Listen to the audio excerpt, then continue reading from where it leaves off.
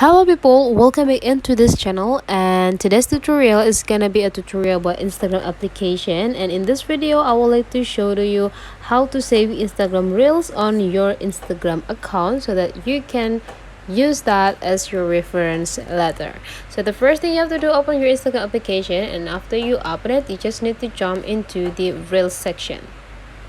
In this Reels section, you just need to scrolling down and find out the reels that you want to save. For example, this one, it's for inspiring the outfit kind of things. And to save this, you just need to go click these three small dots here, and now you just need to take a look on these three sections. There is save, remix, and sequence. Since you want to save it, just go click this button, and now you already saved.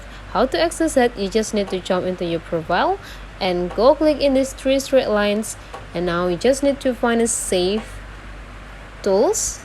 Just need to click it, and here you go. The reels that you already saved before is here. So that's the way how to save reels on your Instagram account. If you find that this tutorial is useful for you, don't forget to leave some comment, like, and subscribe into this channel.